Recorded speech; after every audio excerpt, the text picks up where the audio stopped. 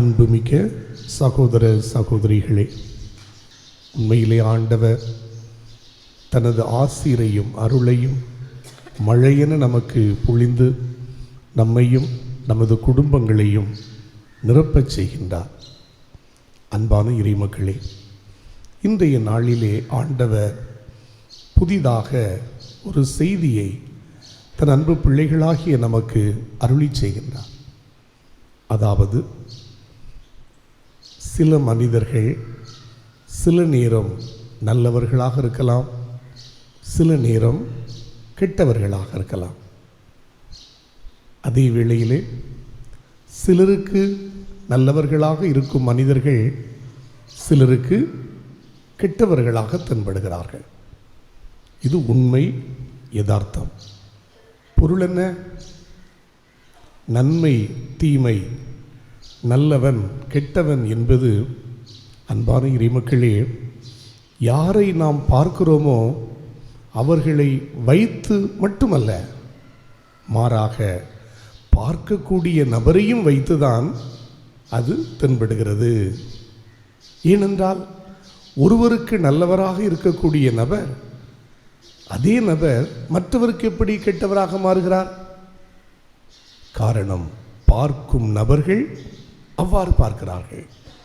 எனவேதான் ஆண்டவர் கூறுகிறார், எந்த நபரையும் குற்றப்படுத்தக்கூடிய வேளையிலே, குறை சொல்லக்கூடிய வேளையிலே எச்சரிக்கையாயிரு என்று இன்றைய நற்செய்தியில் அழுத்தமாக எடுத்துரைக்கிறார். உளவியலின் அடிப்படையிலே அன்பான இறைமக்களே, ஒரு உண்மை செய்தி, நான் என்னை எப்படி பார்க்கிறேனோ அந்த பார்வையின் நீட்சி, அந்த பார்வையின் வெளிப்பாடுதான் மற்றவர்களை நான் பார்க்கும் விதம். இதுதான் உண்மை. என்னை நான் நல்லவனாக, சிறந்தவனாக, உயர்ந்தவனாக பார்க்கும் பார்வை என்னில் உருவாகக்கூடிய வேளையிலே அடுத்தவர்களை நான் நல்லவனாக பார்ப்பேன், சிறந்தவனாக பார்ப்பேன், உயர்ந்தவனாக பார்ப்பேன். அதே வேளையிலே எனக்குள் தாழ்வு மனப்பான்மை காணப்படுகிறது, அறியாமை அதிகமாக இருக்கிறது, சுயநலம் மேலோங்கி இருக்கிறது. இப்படிப்பட்ட குறைகளோடு நான் என்னை உணர்கிறேன். அந்த உணர்வில் அடுத்தவர்களை பார்க்கக்கூடிய வேளையிலே பிறரை நான் சுயநலவாதிகளாக, அறியாமையில் இருப்பவர்களாக, தாழ்வு மனப்பான்மையில் இருப்பவர்களாகத்தான் பார்க்க முடியும். எனவே நான் பார்க்கும் பார்வை என்னை பற்றியதுதான் மற்றவர்களில் துலங்குகிறது. இதைத்தான் ஆண்டவர் கூறுகிறார், உனது கண்ணில் மரக்கட்டை இருக்கிறது, ஆனால் அதை எடுக்காமல் அடுத்தவர் கண்ணில் இருக்கக்கூடிய துரும்பை ஏன் கவனிக்கிறாய்? நமது பார்வைகள் மாற வேண்டும். எந்த அளவுக்கு நான் என்னை, என் வாழ்க்கையை வளர்ச்சியை நோக்கி, மகிழ்ச்சியை நோக்கி கொண்டு செல்ல வேண்டும் என்று நினைக்கின்றேனோ, அதற்கு அன்பான இறைமக்களே, மற்றவர்களை நான் நேர்மறை பார்வையில் பார்க்க அழைக்கப்படுகிறேன். மற்றவரிடம் காணப்படக்கூடிய நல்லதை மட்டுமே பார்க்க நான் அழைக்கப்படுகிறேன். தந்தை வெண்ணிற ஆடை, 6 மீட்டர் துணி, வெண்மைத்தன்மை. யாருமே அந்த வெண்மைத்தன்மையை கண்டுகொள்வார்களா? நார்மல். ஆனால் அந்த 6 மீட்டர் பரப்பளவுள்ள அந்த துணியின் வெண்மைத்தன்மையை கண்டுகொள்ளாத மனிதன் அந்த துணியிலே 1 மில்லி மீட்டர் புள்ளி காணப்படுகின்ற வைத்துக் கொள்வோமே, கரும்புள்ளி, அதைத்தான் நாம் பார்க்க முயற்சி எடுக்கிறோம். காரணம் என்ன? மனித இயல்பானது அன்பான இறைமக்களே, குறை சொல்லக்கூடிய இயல்பாக, குற்றப்படுத்தக்கூடிய இயல்பாக காணப்படுகிறது. இதனை நான் மாற்றக்கூடிய வேளையில் நான் மாறுகிறேன், நான் பார்க்கிறேன்.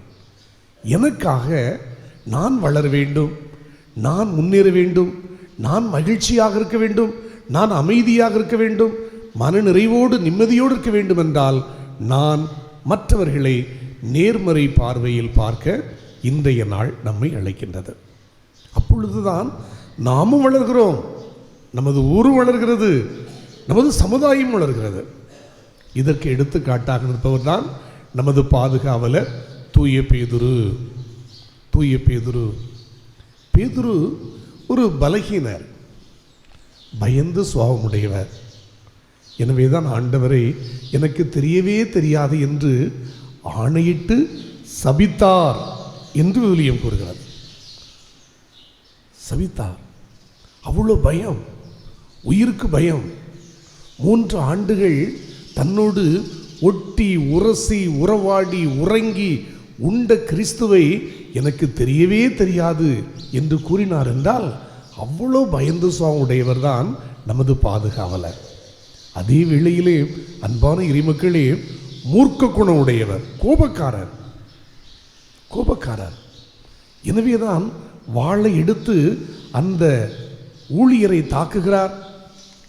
அந்த கோபத்தில் கை ஆடக்கூடிய நிலையில் தலை வெட்டப்படுவதற்கு பதிலாக காது அறுந்து போனது.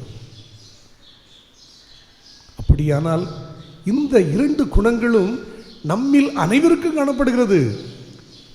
ஒரு மனிதனுக்கு எந்த அளவு பயம் இருக்கிறதோ அந்த அளவு தான் அவனிடம் கோபம் இருக்கும். கோபம் உள்ளவர்கள் பெரிய கொம்பன் கொம்பி அல்ல, இயல்பிலேயே தாழ்வு மனப்பான்மை உடையவர்கள், பயம் உடையவர்கள். அவர்கள்தான் தங்கள் கோபத்தை, தங்கள் தாழ்வு மனப்பான்மையை வெளிப்படுத்துவது கோபத்தினால். எனவே நாமும் நமது பாதுகாவலரும் ஒரே தளத்தில் இருக்கிறோம்.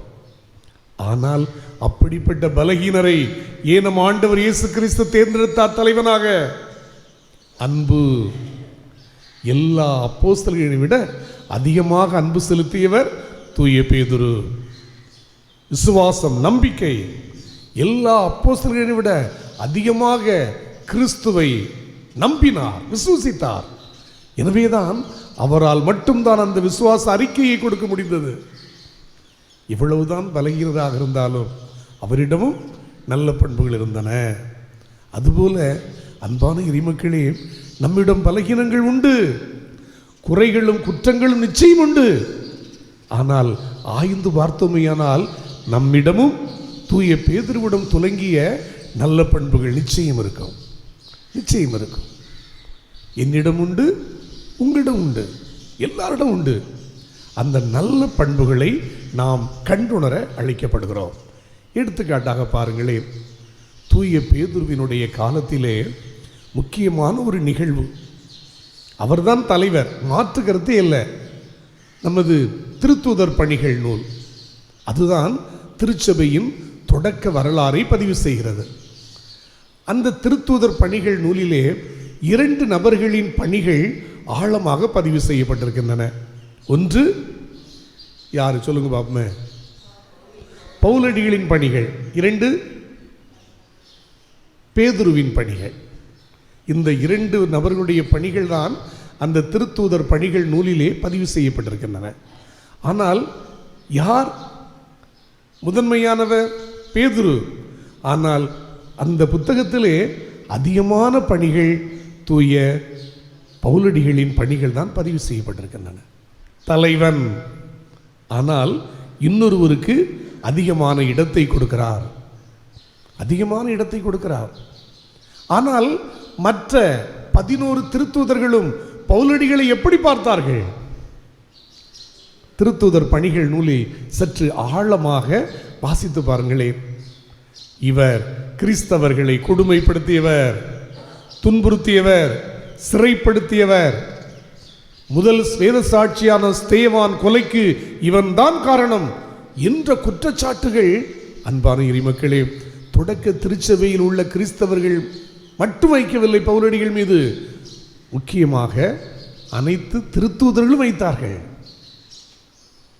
கட்டாயம் பேதுரு வைத்தார். ஆனால் அவ்வாறு குறைகளை மட்டுமே கண்டுகொண்டிருந்தால் திருச்சபை எப்படி வளரும்? நாம் எப்படி வளருவோம்? எனவே பவுலடிகளிடம் காணப்பட்ட நிறைகளை பார்க்கிறார். மிகச்சிறந்த அறிவாளி, மிகச்சிறந்த பேச்சாளர், மிகச்சிறந்த எழுத்தாளர், கடின உழைப்புக்கு அவர்தான் நிகர். அப்படிப்பட்ட ஆற்றல், வல்லமை, சக்தி, பலம் கொண்ட ஒருவர் புறவினத்தானுக்கு நற்செய்தி அறிவிக்கக்கூடிய நபராக ஆண்டவரால் அழைக்கப்பட்டிருக்கிறார். என்னிடம் பலகீனங்கள் உண்டே, நான் தான் இயேசுவை தெரியவே தெரியாது என்று மறுதலித்தேனே, ஆவியானுடைய ஆட்கொள்ளுதலுக்கு பின்பு நானும் நிறைவாகத்தானே இருக்கிறேன்.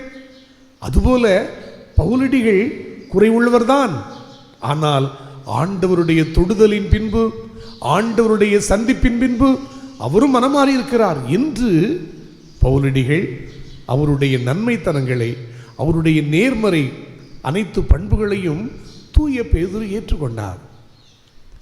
கட்டாயம் ஒரு போட்டியாளராக கூட பார்த்திருக்கலாம், ஆனால் அவருக்கு இலக்கு திருச்சபை வளர வேண்டும், தாய் திருச்சபை முன்னேற வேண்டும், ஆள்போல் அனைத்து இடங்களிலும் அது உயர்ந்து நிற்க வேண்டும், அருகுபோல் அனைத்து இடங்களிலும் அது பறந்து வளர வேண்டும். அந்த ஒரு உயர்ந்த நோக்கு கொண்ட நமது பாதுகாவலர் மற்றவருடைய நன்மைத்தனங்களை கண்டார், அனுமதிக்கின்றார், திருச்சபையானது வளர்கிறது. இந்த பின்னணியிலே நம்மை நாம் நினைத்து பார்க்க அழைக்கப்படுகிறோம். என் குடும்பம் வளர வேண்டும், நான் வளர வேண்டும், என் ஊர் வளர வேண்டும், என் சமூகம் வளர வேண்டும். அதற்கு முடிந்தவரை பிறரிடம் உள்ள நல்ல பண்புகளை மட்டுமே பார்ப்பேன், நல்ல பண்புகளை மட்டுமே பேசுவேன். என்னிடம் இல்லாத குறைகளா மற்றவரிடம் இருக்கிறது? மற்றவர்கள் என்னுடைய குறைகளை சொன்னால் எனக்கு எவ்வளவு கடுப்பாக இருக்கும். மற்றவர்கள் என்னை பற்றி நிறைகளைத்தானே பேச ஆசைப்படுகிறேன். அப்படிப்பட்ட வேளையிலே உறுதி எடுப்போம். என் அன்பு மகனே, என் அன்பு மகளே, என்னை போல் நீயும் ஒரு பலகீனன்தான், நீயும் ஒரு பலவீனவள்தான். ஆனால் நான் அடுத்தவரிடம் நேர்மறை கூறுகளை மட்டுமே பார்த்தேன். அதனால் தான் திருச்சபை என்னால் வளர்ந்தது. அதுபோல நீ வளர, உன் குடும்பம் வளர, உன் ஊர் வளர, அடுத்தவரிடம் உள்ள நன்மை மட்டுமே பார்ப்பாயா, நல்ல பண்புகளை மட்டுமே பேசுவாயா? அப்பொழுது உன்னில் நன்மைகள் வரும், ஆசீர்வாதமானவாக இருப்பாய் என்று பேதுரு கூறுகிறார். என்ன பதில் சொல்ல போகிறோம் என்ற கேள்வியோடு இப்பலியிலே தொடர்ந்து பங்கெடுப்போம்.